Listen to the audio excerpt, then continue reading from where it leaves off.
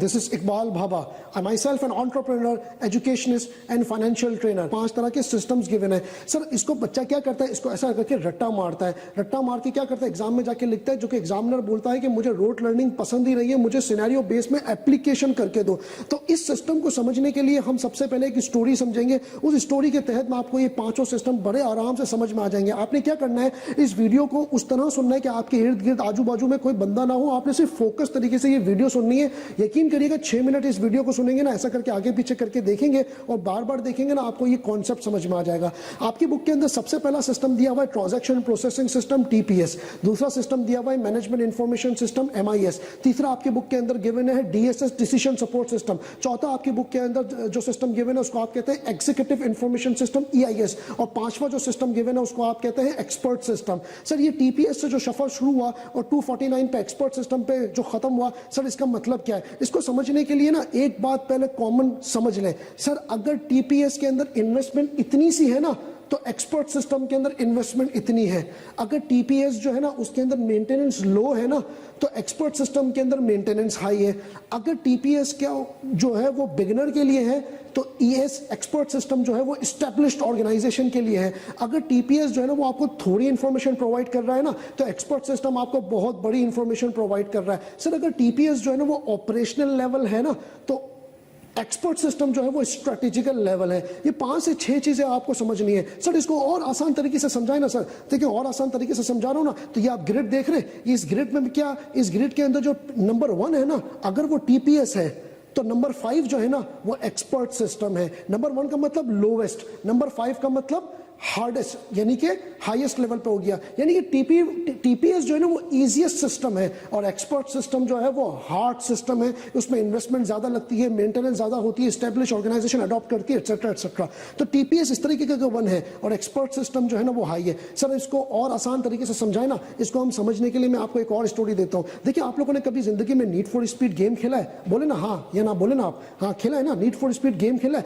अब need for speed game में क्या होता है कि आपके लेवल्स होते हैं, लेवल 1, लेवल 2, लेवल 3, और कुछ गाड़ियां जो होती है ना वो लेवल 5 में ही, यानी कि जैसे जैसे आप लेवल तोड़ते रहेंगे ना, गाड़ियां अनलॉक होती रहेंगी. क्योंकि नीड फॉर स्पीड को पता है कि जो बच्चा लेवल 2 में चला गया ना, यानी कि लेवल 2 पे गया, तो जो रोड में उसको दूंगा ना उसमें एग्जिस्टिंग गाड़ी काम नहीं आएगी, बंदा हार मान जाएगा. तो क्या लेवल्स बढ़ते रहते हैं, गाड़ियां अनलॉक होती रहती हैं. ये आप लोग सबने महसूस किया ना, किया है कि नहीं किया? अब समझे बात. आपने जब ये महसूस किया, जैसे जैसे लेवल बढ़ता रहेगा वैसे वैसे गाड़ियां अनलॉक होती रहेंगी. इसी तरह का ये सिस्टम भी है. लेकिन आप ये नोट करें कि जब भी गाड़ियां अनलॉक होती हैं तो कंपनी का नाम चेंज नहीं होता. नीड फॉर स्पीड ही रहता है. कभी कंपनी का इंटरफेस चेंज नहीं होता. You are not suppose to change your mobile. Even interface भी वही रहता है, आपका लॉगिन आईडी भी वही रहता है, आपका यूजर नेम भी वही रहता है, आपकी प्रीवियस गाड़ियां भी रहती हैं. सिर्फ होता यह है कि लेवल चेंज करने से आपकी गाड़ियां अनलॉक हो जाती हैं और अब आप बेहतर पोजीशन पर आते हैं कि जो चैलेंज आपको गिवन है उसके साथ आपको एक अच्छा टूल भी मिल गया है. सेम केस जो है वो सिस्टम भी है. जैसे जैसे ऑर्गेनाइजेशन TPS पहले अक्वायर करती है एक सिस्टम, उसके बाद जैसे ही वो MIS पे जाएगी तो उसका इंटरफेस चेंज नहीं होगा, उसकी काम चेंज नहीं होगा, सिस्टम वही रहेगा, इंटरफेस वही रहेगा. सिर्फ एक डिफिकल्टी लेवल, आप एक मॉड्यूल परचेस करके उस मॉड्यूल को अपने एग्जिस्टिंग सॉफ्टवेयर के साथ इंटीग्रेट कर देंगे. तो बाज़ औक़ात कुछ लोग समझते हैं कि सर TPS अलग सिस्टम है, MIS एक अलग कंपनी है. ऐसा नहीं होता.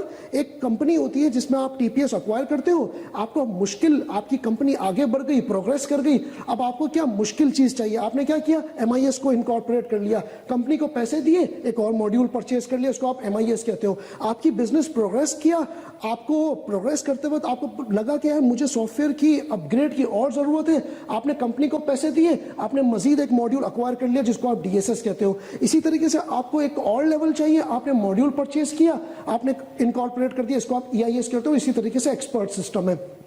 तो याद रखिएगा, सिस्टम आगे बढ़ने से आपका इंटरफेस वही रहता है, आपकी कंपनी वही रहती है, सिर्फ आप पैसे देते रहते हो, मॉड्यूल जो है वो ऐड ऑन करते रहते हो. सर अब बात यह है कि TPS है क्या, MIS है क्या. मैं आपको थोड़ी थोड़ी एक आधा डिफ्रेंसिएशन बताऊंगा जो कि आपको हेल्प करेंगे. नंबर 1, टीपीएस क्या करता है? टीपीएस सिर्फ और सिर्फ रिकॉर्डिंग करता है। क्या करता है? सिर्फ और सिर्फ रिकॉर्डिंग करता है। अब ट्रांजैक्शन प्रोसेसिंग सिस्टम क्या है? ट्रांजैक्शन प्रोसेसिंग सिस्टम उन ऑर्गेनाइजेशन के लिए होता है जो स्टार्टअप होती है, जो बिगिनर होती है। करता क्या है? ये करता ये है कि आपने जो इंफॉर्मेशन उस पर डाली ना, जो डाटा डाला, जो डाटा एंट्री करी, उसने सिर्फ अपने आप को रिकॉर्ड कर लिया, बस। उसके आगे अगर आप उससे कोई चीज एक्सपेक्ट करेंगे ना, ट्रांजैक्शन प्रोसेसिंग सिस्टम नहीं करेगा, क्योंकि ये ऑपरेशनल लेवल के लिए होता है। इसने सिर्फ और सिर्फ क्या किया? डाटा आपने पास रखा, बस। जैसे फॉर एग्जांपल अकाउंटिंग के अंदर आप लोग जनरल पढ़ते हैं ना। अब जनरल में क्या होता है कि आपने एक बंदे से क्रेडिट पे परचेज करा, आपने एंट्री पार कर दी, purchases debit, accounts payable credit. ये ट्रांजैक्शन प्रोसेसिंग सिस्टम का काम है। आपने उसी बंदे को सेल करी, क्रेडिट पे आपने एंट्री पास कर दी, account receivable debit, sales credit, आपने एंट्री पास कर दी। अब ट्रांजैक्शन प्रोसेसिंग सिस्टम क्या कर रहा है? ये एंट्रियां पास करवा रहा है। अगर आप इससे एक्सपेक्ट करेंगे ना कि बताओ मुझे मंथ एंड पे मेरी सेल कितनी हुई, मेरा एजेड रिसीवेबल कितना है, मेरा एजेड पेबल कितना है, मेरा आउटस्टैंडिंग कितना है, उसमें बैड डेट्स कैलकुलेट करके, तो ये ऐसा कुछ भी करके नहीं देगा। क्यों? क्योंकि ये ट्रांजैक्शन प्रोसेसिंग सिस्टम है, ये सिर्फ सिंपल चीजों को डाइजेस्ट करेगा, उसके अलावा आगे नहीं बढ़ेगा। ये ट्रांजैक्शन प्रोसेसिंग सिस्टम है। जो नेक्स्ट मॉड्यूल आपकी बुक में लिखा हुआ है वो है MIS, management information system. Sir अब एमआईएस ऐसा क्या काम करेगा जो कि टीपीएस ने नहीं किया? टीपीएस ने क्या किया? ऐसा करके ना एंट्री मार दी ना, ये आपको ऐसा करके एंट्रियां फेंक दी। एमआईएस क्या करेगा? सर डाटा को जो है ना वो इंफॉर्मेशन में कन्वर्ट करके दे देगा। सर मुझे समझ में नहीं आई ये बात। आप यहां देखें, यहां पे देखिए A is equal to B, B1, A2, C3, D4, ये आपको नजर आ रहा है ना? इससे आप कुछ समझ पा रहे हैं? कुछ भी नहीं समझ पा रहे। सर ये क्या आपने फ्लो बनाया हुआ, ये क्या है? मुझे समझ में नहीं आ रहा। अभी देखें, अभी ये क्या हो गया? ये अब आपको समझ में आ रहा है। क्यों? क्योंकि A1 हो गया, B2 हो गया, C3 हो गया। पहले वाला जो ऊपर वाला है ना, वो आपको समझ में नहीं आ रहा। ये ऊपर वाला टीपीएस है। टीपीएस का मतलब जो सिर्फ डाटा फेंका है, समझ में नहीं आ रहा। अब नीचे अगर आप देखिए, इसका एक टेबल बन गया है। अब इससे आप कुछ कॉम्प्रिहेंड कर पा रहे हैं कि सर ए जो है ना उसका 1 कुछ है, बी जो है शायद कोई कस्टमर नेम है जिसका 2 जो है वो कुछ अकाउंट रिसीवेबल है, सी जो है वो शायद कोई सप्लायर है या कोई एम्प्लॉय है जिसका 3 कुछ है। अब क्या आप इंफॉर्मेशन गैदर कर पा रहे हैं? Any system that converts the data into the information, into the sir क्या useful information is MIS। Sir data ऐसा बिखरा पड़ा हुआ है ना, मेरे को समझ में नहीं आ रहा, मुझे इसको एक ऐसा टेबल करके दे दो, अब मुझे समझ में आ रहा है। तो MIS का काम किया है, आपके लिए चीजों को आसान कर देगा। जैसे अकाउंटिंग के अंदर जर्नल पढ़ के कोई भी अंदाजा नहीं लगा सकता कि कंपनी में जान है कि नहीं है। अगर आप उसको ट्रायल बैलेंस दे दोगे ना, वो फौरन पता लगा लेगा कि अच्छा इसकी सेल इतनी है, क्वार्टरली परचेजेस इतनी है और इसके पास कैश इतना है, रिसीवेबल इतना है। तो MIS ट्रायल बैलेंस का काम करता है। सर नेक्स्ट पढ़ते हैं DSS। कंपनी कहती है इंफॉर्मेशन जो है ना मुझे और चाहिए, अब मैं इससे भी सेटिस्फाई नहीं हो रहा हूँ, I would be needing more information, more analysis. Company क्या करेगी? उसी कंपनी को जिससे उसने टीपीएस और MIS परचेज किया है उसको मजीद पैसे देगी और DSS का सिस्टम ले लेगी, एक नया मॉड्यूल ले लेगी। अब सर DSS ऐसा क्या काम करेगा जो TPS और MIS नहीं कर सका? तो DSS क्या काम करेगा? DSS करेगा बहुत ही इंपॉर्टेंट काम, जरा नोट करें, समझे, लिखें इसको, ये आपके एग्जाम पॉइंट ऑफ व्यू के लिए बहुत अच्छा है। सर टीपीएस है ना जो हो गया ना उस पर रिपोर्टिंग कर रहा है, MIS जो हो गया ना उस पर रिपोर्टिंग कर रहा है, DSS जो हुआ नहीं उस पर रिपोर्टिंग कर रहा है। सर मैं क्या बोल के चला गया, जरा सुनिएगा। जो हुआ नहीं सर फोरकास्टिंग कर रहा है, एग्जिस्टिंग डाटा से आपको बताएगा कि अगर फला चीजें सेम रही तो 10 साल के बाद तुम्हारी सेल इतनी होगी। फोरकास्टिंग, जिसको आईटी की जबान के अंदर हम इंटेलिजेंट गैस कहते हैं। आप सोचे, मुझे पास्ट का नहीं बताओ, मुझे फ्यूचर का बताओ। अगर ऐसा सिस्टम आपके पास आ गया तो वो महंगा भी होगा, वो आपके लेवल से ऊपर भी होगा। उसको समझने के लिए आपको ऐसा करके टीम भी बिठानी पड़ेगी। और जो इंटेलिजेंट गैसेस करे, आज नहीं मुझे 5 साल के बाद बताओ मेरे कंपनी के साथ क्या होगा, फला अजम्पशन रही, इसको कहते हैं इंटेलिजेंट गैसेस। तो DSS ये काम करता है जो MIS नहीं कर सकता, MIS वो काम करता है जो कि TPS नहीं कर सकता। अब कंपनी यहां पे भी उसको सब्र नहीं आया, कंपनी कहती है मुझे मजीद प्रोग्रेशन चाहिए, मुझे मजीद लेवल चाहिए, मुझे मजीद आगे बढ़ना है। तो कंपनी क्या करेगी?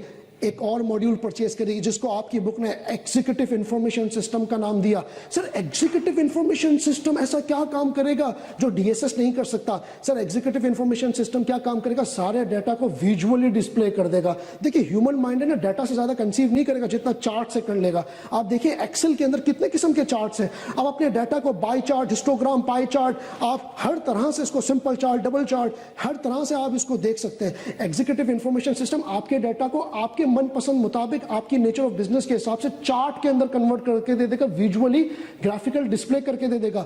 एक और काम एग्जीक्यूटिव इंफॉर्मेशन सिस्टम करेगा। सर मेरी 600 पेज की फाइनेंशियल स्टेटमेंट है, किसके पास टाइम है इतना पढ़ने का? मैं क्या करूंगा? एग्जीक्यूटिव समरी बनाऊंगा। सर एग्जीक्यूटिव समरी क्या होती है, जो कि रिपोर्ट के शुरू में आती है, आधे पेज की समरी। सर आधे पेज की समरी का क्या मतलब है सर, जरा समझिएगा। आधे पेज की समरी का मतलब ये है कि मेरे पास टाइम नहीं है पूरा पढ़ने का फाइनेंशियल स्टेटमेंट, मैंने आधे पेज की समरी पढ़ी, मुझे समझ में आ गया। सर ये ह्यूमन नहीं करेगा, ये वो सिस्टम करेगा, एग्जीक्यूटिव इंफॉर्मेशन सिस्टम। आपके 600 पेज को वो अपने अंदर डाइजेस्ट करेगा और आधे पेज में ऐसा करके ना बता देगा कि तुम्हारी कंपनी में जान कितनी है और ये रही तुम्हारी summary. Last system is your expert system. Company कहती है सर ह्यूमन को काम ही नहीं करवाना, मुझे मजीद प्रोग्रेस करना है, मेरी ऑर्गेनाइजेशन ऊपर चली गई है, इकोनॉमीज ऑफ स्केल भी अचीव कर चुकी है, स्कोप भी अचीव कर चुकी है। 170 कंट्रीज के अंदर, पूरी दुनिया में 214 कंट्रियां हैं, मेरी कंपनी 170 कंट्री के अंदर ऑपरेट कर रही है। मुझे आप ऐसे सिस्टम दो जो मेरी जिंदगी आसान करें। कंपनी क्या करेगी, मजीद पैसे देगी and they will hire and they will acquire और they will purchase the expert system. Sir expert system क्या काम करेगा, एक्सपर्ट सिस्टम का मतलब ये हो गया आपने 75% इंसान को खत्म कर दिया, आर्टिफिशियल इंटेलिजेंस आ गया, रोबोट आ गया, रोबोट आपकी मर्जी के हिसाब से ह्यूमन से ज्यादा इफेक्टिव काम कर रहा है। एक्सपर्ट सिस्टम का मतलब क्या हो गया, मैं टाइप करूं गूगल के ऊपर, गूगल मुझे टाइप करने से पहले बता दे कि तुम ये लिखना चाह रहे थे, हालांकि तुम ये लिखना भी नहीं चाह रहे हो, लेकिन वो आपको बताएगा तुम ये लिखना चाह रहे हो। ये होता है आर्टिफिशियल इंटेलिजेंस। आर्टिफिशियल इंटेलिजेंस आपसे रोजाना बातें करेगा। कंपनी क्या करेगी, एक्सपर्ट सिस्टम लेगी ना, तो एक्सपर्ट सिस्टम क्या करेगी, मुझसे बातें करेगी, मुझे समझेगी, मेरे बिहेवियर को समझेगी और मुझे बिहेवियर को समझने के बाद अकॉर्डिंगली मेरा डिसीजन देगी। सर मैं आपको एक और आसान सी एग्जांपल बताऊं एक्सपर्ट सिस्टम की और आपको समझ में आ जाएगा। एक कंपनी है, उसको प्रीवियसली लोन लेना है, लोन लेने के लिए वो क्या करती है, टैक्स कंसल्टेंट हायर करती है, लॉयर हायर करती है, बैंकर हायर करती है, अपनी एप्लीकेशन जमा करवाती है, financial statement, gross profit, GP margin सब कुछ जमा करवाने के बाद 15, 20, 25 दिन इंतजार करती है और बैंक वाला बोलता है तुझे लोन नहीं मिल सकता, तुम लोग क्वालिफाई नहीं कर रहे हो। 25 दिन कंपनी के जाया हो गए, कम पैसे भी देने पड़े, टैक्स कंसल्टेंसी भी देनी पड़ी और कंपनी को लोन भी नहीं मिला। कंपनी ने क्या किया, एक्सपर्ट सिस्टम ले लिया। एक्सपर्ट सिस्टम ने कंपनी से वही सवाल करे, 15 सवाल, 20 सवाल, बता तेरी फाइनेंशियल स्टेटमेंट में सेल्स कितनी है, अकाउंट रिसीवेबल कितना है, तेरे पास कैश कितना है, कभी लोन लिया तो वापस किया, किस रेट पे लोन लिया, कभी लोन लेके वापस करने के बाद दोबारा लिया, किस लिए लोन ले रहे हो, नेचर ऑफ बिजनेस क्या है, प्रोडक्ट एक्सपेंशन करनी है कि एक्विजिशन करनी है। ये सारी बातें करने के बाद आपको सिस्टम ने जो सिस्टम के पास प्रीवियस एक्सपीरियंस होगा, सिस्टम गूगल पर जाके सर्च करेगा कि इस किस्म के बंदे के कोई क्यूरी पिछली आई हुई है और आपको सिस्टम आखिर में बोल देगा तुम्हें लोन मिल नहीं सकता। सर मैं 25 दिन से बच गया, 25 दिन में मुझे आधे घंटे में पता चल गया, एक्सपर्ट सिस्टम ने बता दिया कि तुझे लोन नहीं मिल सकता।